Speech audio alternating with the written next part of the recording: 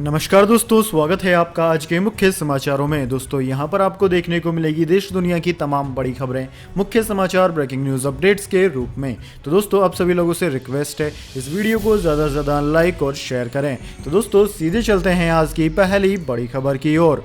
पूर्व राष्ट्रपति प्रणब मुखर्जी भी हुए इस महामारी के संक्रमित, ट्वीट कर दी जानकारी। जी हां दोस्तों, भारत के पूर्व राष्ट्रपति प्रणब मुखर्जी इस महामारी के संक्रमित पाए गए हैं। उनकी जांच रिपोर्ट पॉजिटिव आई है। इसकी जानकारी उन्होंने खुद ही ट्विटर पर दी है। साथ ही प्रणब मुखर्जी ने लिखा है कि मैं अस्पताल में किसी दूसरी वजह से आया था, लेकिन टेस्टिंग के बाद पता चला कि मैं इस महामारी का पॉजिटिव हूं। मैं पिछले एक सप्ताह में मेरे संपर्क में आए लोगों से निवेदन करता हूं कि वे खुद ही टेस्टिंग करवाएं या फिर खुद को आइसोलेट कर लें। इसके बाद दोस्तों अगली बड़ी खबर। मास्क नहीं पहनने पर अब गुजरात में वसूला जाएगा ज्यादा जुर्माना। 11 अगस्त से लागू हो गया है नियम। जी हां दोस्तों, गुजरात में इस महामारी के बढ़ते आंकड़ों को देखते हुए सोमवार को सरकार ने सार्वजनिक स्थानों पर मास्क नहीं पहनने पर जुर्माने की रकम को बढ़ा दिया है। राज्य सरकार की ओर से जारी किए गए आदेश के मुताबिक अब मास्क न पहनने पर 1000 रुपए का जुर्माना वसूला जाएगा। पहले यह रकम 500 रुपए थी। गुजरात के मुख्यमंत्री विजय रूपाणी ने सोमवार को कहा कि गुजरात हाईकोर्ट के निर्देश पर राज्य में मास्क नहीं पहनने पर जुर्माना राशि को बढ़ाकर 1000 रुपए कर दिया गया है। इसके बाद दोस्तों अगली बड़ी खबर। चीनी सामानों के बहिष्कार पर केट का सख्त कदम। देश भर में चीन भारत छोड़ो अभियान शुरू। जी हां दोस्तों, खुदरा कारोबारियों के संगठन confederation of all India traders यानी कि CAIT ने भारत छोड़ो आंदोलन की वर्षगांठ के मौके पर रविवार को चीन भारत छोड़ो अभियान की शुरुआत की। केट का यह अभियान चीन में बनी वस्तुओं का बहिष्कार करने पर केंद्रित है। केट के सदस्य कारोबारियों ने इस मौके पर देश भर में 600 स्थानों पर विरोध प्रदर्शन भी आयोजित किया। केट के एक विज्ञप्ति में बताया कि भारत में चीन की बढ़ती उपस्थिति और चीन के सामानों के बढ़ते आयात पर तत्काल रोक लगाने की जरूरत है। केट ने कहा है कि उसने 10 जून से देश भर में शुरू किए गए भारतीय सामान हमारा अभिमान मुहिम में एक नया आयाम जोड़ते हुए चीन भारत छोड़ो का आह्वान कर दिया है। इसके बाद दोस्तों अगली बड़ी खबर। जनसंख्या नियंत्रण कानून की मांग तेज। अश्विनी उपाध्याय ने लिखा बीजेपी अध्यक्ष नड्डा को पत्र। जी हां दोस्तों, बीजेपी नेता अश्विनी उपाध्याय ने जनसंख्या नियंत्रण पर सुप्रीम कोर्ट में याचिका भी डाली हुई है, जिस पर 14 अगस्त को सुनवाई होनी है। इसी बीच उन्होंने जनसंख्या नियंत्रित कानून की मांग को लेकर बीजेपी अध्यक्ष JP नड्डा को पत्र लिखा है। पत्र में उपाध्याय ने कहा कि वर्तमान समय में जनसंख्या विस्फोट भारत के लिए बम विस्फोट से भी अधिक खतरनाक है और इसे रोकना बहुत जरूरी है। उन्होंने समान नागरिक संहिता लागू करने की भी मांग की। वैसे दोस्तों इस बारे में आपकी क्या राय है? क्या भारत में जनसंख्या नियंत्रित करने के लिए कानून बना देना चाहिए या फिर नहीं? कमेंट में अपनी राय जरूर दें। इसके बाद दोस्तों अगली बड़ी खबर। गाड़ी में केरोसिन का इस्तेमाल अब होगा अवैध। सुप्रीम कोर्ट के आदेश पर केंद्र सरकार जारी करेगी गाइडलाइन। जी हां दोस्तों, प्रदूषण नियंत्रण मामले में सुप्रीम कोर्ट ने कहा है कि मिट्टी के तेल यानी कि केरोसिन से कोई गाड़ी नहीं चलनी चाहिए। कोर्ट ने इस मामले में टिप्पणी करते हुए केंद्र सरकार को जल्द से जल्द मिट्टी के तेल से चलने वाली गाड़ियों पर रोक लगाने और सड़क पर ऐसी गाड़ियों को जब्त के निर्देश लागू करने के लिए कहा है। इस मामले में दिल्ली सरकार ने कोर्ट में अपना पक्ष रखते हुए कहा कि राजधानी में सभी प्रदूषण वाले हॉटस्पॉट के लिए कार्य योजना बनाई गई है, जिस पर सुप्रीम कोर्ट ने कहा है कि कुछ हॉटस्पॉट आकार में कम जरूर हो गए हैं, लेकिन अभी प्रदूषण पूरी तरह से कम नहीं हुआ है। इसके बाद दोस्तों रुक करते हैं अगली बड़ी खबर का। गाँव में रहने वाले लोगों को दिवाली से पहले मिलेगा बड़ा तोहफा। अब 70 का LED बल्ब मिलेगा 10 रुपए में। जी हां दोस्तों, गांव में रहने वाले लोगों को अब नहीं होगी बिजली बल्ब खरीदने में दिक्कत, क्योंकि दोस्तों भारत की एनर्जी एफिशिएंट सर्विसेज लिमिटेड यानी कि EESL ग्रामीण इलाकों में 10 रुपए प्रति बल्ब की दर से करीब 60 करोड़ बल्ब मुहैया करवाने की योजना बना रही है। दोस्तों EESL अभी दुनिया का सबसे बड़ा लाइटिंग प्रोग्राम चला रहा है। सरकार की उज्ज्वला स्कीम के तहत 2014 में 310 रुपए में बिकने वाला LED बल्ब अब 70 रुपए में आ चुका है, लेकिन अब गांव के लोग इसे मात्र 10 रुपए में खरीद पाएंगे। बाकी के 60 रुपए कार्बन क्रेडिट के आय रेवेन्यू के जरिए दिए जाएंगे। दोस्तों आपकी जानकारी के लिए बता दें, सरकार ग्राम उज्ज्वला स्कीम यूनाइटेड नेशंस के क्लीन डेवलपमेंट मैकेनिज्म के तहत चला रहा है, जिसमें कार्बन क्रेडिट क्लेम करने का फायदा मिलता है। इसके बाद दोस्तों अगली बड़ी खबर। भारत में अगले साल तक लॉन्च हो सकती है 5G सेवाएं। जी हाँ दोस्तों, भारत में जल्दी 5G सेवाएं शुरू हो सकती है। इस महामारी के चलते इसको लेकर इस साल तक आ जाना था, लेकिन अब लगता है कि अगले साल तक इसके लिए इंतजार करना होगा। दोस्तों, पहले भारत में 2G और 3G सेवाएं चलती थी, लेकिन फिर 4G के आगमन के साथ ही इंटरनेट की स्पीड में काफी परिवर्तन देखने को मिला है। सस्ते इंटरनेट की शुरुआत भी उसी दिन से हुई थी। दोस्तों, 4G के बाद अब 5G भी भारत में जल्द ही लॉन्च हो जाएगा। 5G और 4G की स्पीड में काफी अंतर है। 5G को एक इंडस्ट्री स्टैंडर्ड के तौर पर देखा जा सकता है, जो वर्तमान में चल रहे 4G लाइट स्टैंडर्ड से कुछ आगे बढ़कर सामने आने वाला है। जैसे कि 3G के स्थान पर 4G ने अपनी जगह बनाई थी, वैसे ही ऐसा माना जा रहा है कि 4G की जगह 5G ले लेगा। इसके बाद दोस्तों, अगली बड़ी खबर, केंद्र का ममता सरकार से अनुरोध, बांग्लादेश में फंसे निवासियों को प्रवेश की अनुमति दे। जी हां दोस्तों, केंद्र सरकार ने पश्चिम बंगाल सरकार से दोबारा अनुरोध किया है कि वह मार्च में लॉकडाउन लागू होने के बाद से ही बांग्लादेश में फंसे राज्य के 2180 निवासियों को प्रवेश की अनुमति दे। एक वरिष्ठ अधिकारी ने इसकी पुष्टि की है। उन्होंने बताया कि कुछ सप्ताह पहले भी केंद्र सरकार ने इसी तरह का अनुरोध किया था, जिसके मद्देनजर बांग्लादेश से सटी 6 में से 2 जमीनी सीमाओं के जरिए नागरिकों को प्रवेश देने की बात कही गई थी। इसके बाद दोस्तों, अब जान लेते हैं पूरी दुनिया और भारत में इस महामारी की क्या है स्थिति।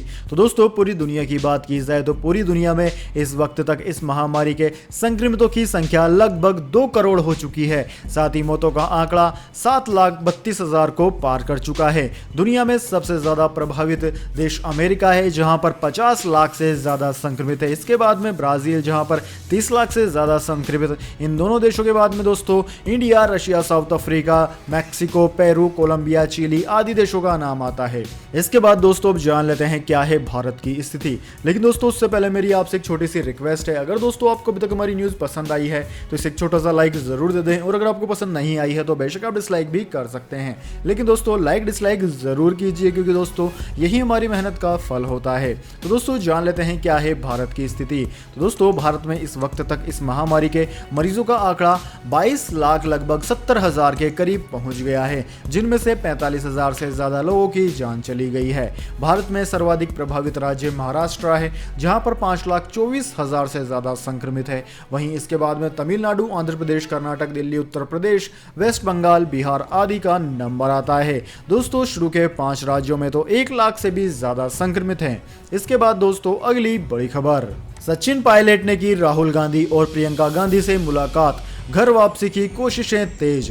जी हां दोस्तों, राजस्थान में 14 अगस्त से शुरू होने जा रहे विधानसभा सत्र से पहले सचिन पायलट की घर वापसी की कोशिशें तेज हो गई है। पार्टी से बगावत करने वाले सचिन पायलट ने सोमवार को कांग्रेस के पूर्व अध्यक्ष राहुल गांधी और प्रियंका गांधी वाड्रा से मुलाकात की। सचिन से मुलाकात करने के बाद राहुल और प्रियंका कांग्रेस अध्यक्ष सोनिया गांधी के घर पर पहुंचे। कांग्रेस के लिए राहत की बात यह है कि सचिन पायलट अपनी नाराजगी भूलकर फिर से पार्टी में वापस आएंगे। वैसे भी पायलट ने स्पष्ट कर दिया था कि वह बीजेपी में शामिल नहीं होंगे और पार्टी में रहकर ही अपनी आवाज उठाएंगे। हालांकि राजस्थान में गहलोत गुट के विधायकों ने बागी विधायकों पर एक्शन की मांग की है। इसके बाद दोस्तों, अगली बड़ी खबर, सुशांत केस में बड़ा खुलासा, सुब्रमण्यम स्वामी का दावा, एम्बुलेंस में सुशांत का पैर मुड़ा हुआ था। जी हां दोस्तों, सुशांत सिंह राजपूत मामले में लगातार आवाज उठाने वाले भाजपा सांसद सुब्रमण्यम स्वामी ने एक बार फिर से इस मामले को लेकर बयान दिया है। उन्होंने सुशांत की बॉडी का पोस्टमार्टम करने वाले डॉक्टरों पर सवाल उठाए हैं। स्वामी ने कहा कि सीबीआई को कूपर अस्पताल के उन 5 डॉक्टरों से भी पूछताछ करनी चाहिए जिन्होंने सुशांत के शव का पोस्टमार्टम किया था। यहां से जरूर उन्हें कुछ पुख्ता जानकारी मिलेगी। सुब्रमण्यम स्वामी ने ट्वीट किया कि सीबीआई को कूपर अस्पताल के उन 5 डॉक्टरों से कड़ी पूछताछ करनी चाहिए। उन्होंने कहा कि सुशांत सिंह राजपूत की बॉडी को अस्पताल ले जाने वाली एम्बुलेंस कर्मचारियों के अनुसार सुशांत का पैर टखने के नीचे से मुड़ा हुआ था, जैसे कि वह टूट गया हो। इसके बाद दोस्तों, अगली बड़ी खबर, मौसम समाचार, मानसून न्यूज टुडे। मानसून के दूसरे दौर में झमाझम बारिश, महाराष्ट्र, कर्नाटक समेत कई सारे राज्यों के लिए चेतावनी। जी हाँ दोस्तों, मानसून का दूसरा चरण देश के कई हिस्सों में जबरदस्त बारिश करा रहा है। कुछ राज्यों में ज्यादा बारिश के चलते भूस्खलन और बाढ़ ने कहर बरपा रखा है। भारतीय मौसम विज्ञान विभाग यानी कि इंडियन मेट्रोलॉजी डिपार्टमेंट ने अपने बुलेटिन में कहा है कि हिमाचल प्रदेश, उत्तराखंड, उत्तरी पंजाब, पश्चिमी उत्तर प्रदेश, पूर्वी राजस्थान, पूर्वी मध्य प्रदेश, कर्नाटक और केरल के तटीय हिस्सों में आज बारिश होगी। विभाग के मुताबिक जम्मू कश्मीर, लद्दाख, गिलगित बाल्टिस्तान, मुजफ्फराबाद, हरियाणा, चंडीगढ़, दिल्ली, पूर्वी उत्तर प्रदेश, पश्चिमी राजस्थान, पश्चिमी मध्य प्रदेश, विदर्भ, बिहार, पश्चिम बंगाल, सिक्किम, अरुणाचल प्रदेश, असम, मेघालय, नागालैंड, मणिपुर, मिजोरम, त्रिपुरा, कोकण, गोवा, तटीय आंध्र प्रदेश, यमन, तेलंगाना और उत्तरी अंदरूनी कर्नाटक में भारी बारिश की संभावना है। यानी कि दोस्तों, बारिश का मानसून का दूसरा चरण भारी बारिश लेकर आ रहा है। जिन जिन राज्यों में सूखे की स्थिति बन रही थी, उन सभी राज्यों में बारिश हो रही है। इसके बाद दोस्तों, अगली बड़ी खबर, सोने के भाव में रिकॉर्ड तेजी जारी, चांदी भी 76,000 रुपए के पार। जानिए आज के गोल्ड सिल्वर प्राइस। जी हां दोस्तों, वैश्विक महामारी और आर्थिक अनिश्चितता के बीच सोने चांदी की कीमतों में रिकॉर्ड तेजी का दौर जारी है। सोमवार को एक बार फिर दोनों कीमती धातुओं में तेजी दर्ज की गई। सोमवार को डॉलर के मुकाबले रुपए में मजबूती रही, जिसके बाद सोने और चांदी के दाम भी तेजी से बढ़ गए। सोमवार को दिल्ली सराफा बाजार में सोने के दाम 238 रुपए प्रति 10 ग्राम बढ़ने के बाद 56,122 रुपए प्रति 10 ग्राम पर पहुंच गए। साथ ही चांदी की बात की जाए तो चांदी की कीमत 960 रुपए प्रति किलोग्राम की तेजी के बाद 76,520 रुपए प्रति किलोग्राम पर पहुंच गई है। इसके बाद दोस्तों, अगली बड़ी खबर, बद से बदतर हो रहा है भारत में बेरोजगारी का हाल। इस महीने फिर बढ़ गई बेरोजगारी दर। जी हां दोस्तों, इस महामारी के कारण दुनिया भर में लाखों लोगों ने अपनी नौकरी गंवाई है। भारत भी इससे अछूता नहीं रहा है। कमजोर डिमांड के कारण देश में लाखों लोगों की नौकरियां गई। ऐसे में भारत में बेरोजगारी दर 5 सप्ताह के उच्चतम स्तर पर पहुंच गई है। ग्रामीण भारत में भी स्थिति खराब है। धान की रोपाई का सीजन खत्म होने के कारण यहाँ बेरोजगारी दर 8 सप्ताह के उच्चतम स्तर पर पहुंच गया है। 9 अगस्त को खत्म हुए सप्ताह में भारत में ओवरऑल बेरोजगारी दर 8.67% तक पहुंच गई थी। वहीं ग्रामीण भारत में यह 8.37% रही है। इसके बाद दोस्तों, रुक करते हैं अगली बड़ी खबर का। अमेज़न खोलेगा अपने ऑनलाइन स्टोर्स, अब प्रोडक्ट्स को टच और फील कर सकेंगे ग्राहक। जी हां दोस्तों, दिग्गज ई कॉमर्स कंपनी अमेज़न ने इजी स्टोर फॉर्मेट लॉन्च किया है। अमेज़न इजी बहुत सारी सेवाओं के लिए सिंगल टच पॉइंट की तरह काम करेगा। अमेज़न इजी फॉर्मेट में लोगों को प्रोडक्ट को टच एवं फील एक्सपीरियंस करने का मौका मिलेगा, जिसमें सामान की फिजिकल डिस्प्ले कराई जाएगी। अमेज़न ने ईडी को यह जानकारी दी है। अमेज़न का यह फॉर्मेट इस लिहाज से भी इम्पोर्टेंट है क्योंकि बहुत से लोग ऑनलाइन शॉपिंग में इसलिए कंफर्टेबल नहीं होते क्योंकि वह प्रोडक्ट को देख और फील नहीं कर सकते। अब अमेज़न के इजी स्टोर के माध्यम से लोगों की यह शिकायत भी दूर हो जाएगी। इसके बाद दोस्तों, अगली बड़ी खबर, शाह फैसल ने छोड़ी राजनीति, बोले मुझे देशद्रोही नहीं कहा जा सकता। जी हां दोस्तों, आईएएस की सेवा छोड़कर राजनेता बने शाह फैसल ने राजनीति छोड़ने का निर्णय लिया है। शाह फैसल के प्रशासनिक सेवा में वापस शामिल होने की भी संभावनाएं हैं। इंडिया टुडे से खास बातचीत में शाह फैसल ने कहा कि मैं राजनीति छोड़ रहा हूं। उन्होंने कहा कि कश्मीर में एक नई वास्तविकता है और हमें इसके संदर्भ में आना चाहिए। आईएएस के रूप में मैं इस राष्ट्र के भविष्य में एक हितधारक रहा हूं। मैं कल्पना नहीं कर सकता कि कुछ लोग मुझे भारत विरोधी कह रहे हैं। दोस्तों, शाह फैसल ने कहा कि मुझे देशद्रोही के तौर पर नहीं देखा जा सकता। जिसने मुझे जीवन में सब कुछ दिया है, मैं आगे बढ़ाना चाहता हूं और नए सिरे से शुरुआत करना चाहता हूं। दोस्तों, आपको बता दें, पिछले साल 5 अगस्त को जब जम्मू कश्मीर से धारा 370 हटाने का फैसला हुआ था, तब बाकी नेताओं की तरह शाह फैसल को भी हिरासत में रखा गया था। कुछ वक्त पहले ही उन्हें छोड़ा गया है, जिसके बाद शाह फैसल ने पार्टी छोड़ने का फैसला किया है। इसके बाद दोस्तों, अगली बड़ी खबर, पाकिस्तान से कर्ज की वसूली के बाद भी नहीं पसीजा सऊदी अरब का दिल, दिया बड़ा झटका। जी हां दोस्तों, सऊदी अरब ने तेल की सप्लाई रोककर पाकिस्तान को अब तक का सबसे बड़ा झटका दिया है।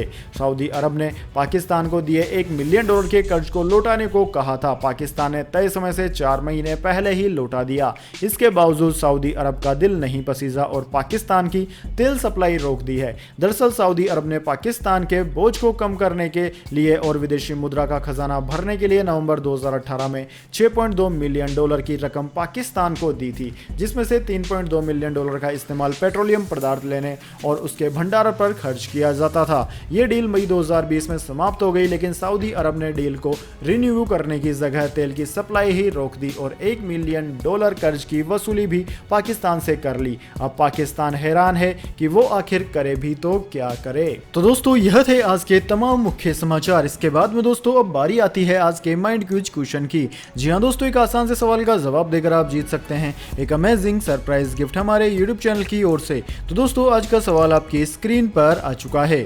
पृथ्वीराज चौहान को किस मुगल शासक ने बंदी बना लिया था? जी हाँ दोस्तों, अगर आप जानते हैं उस मुगल शासक का नाम, आक्रांता का नाम, जिसने कि पृथ्वीराज चौहान को बंदी बना लिया था, तो जल्दी से उसका नाम कमेंट बॉक्स में लिख दीजिए। अगर दोस्तों आपका जवाब होता है एकदम सही और आप चुने जाते हैं लक्की विजेता के रूप में, तो आपको मिलेगा एक अमेजिंग सरप्राइज गिफ्ट हमारे YouTube channel IFC YouTube channel team की ओर से। तो दोस्तों जल्दी से अपना उत्तर कमेंट बॉक्स में लिख दीजिए, वीडियो को लाइक कर लीजिए, चैनल को सब्सक्राइब करके बेल आइकन भी दबा लीजिए। धन्यवाद। वंदे मातरम। जय हिंद, जय भारत।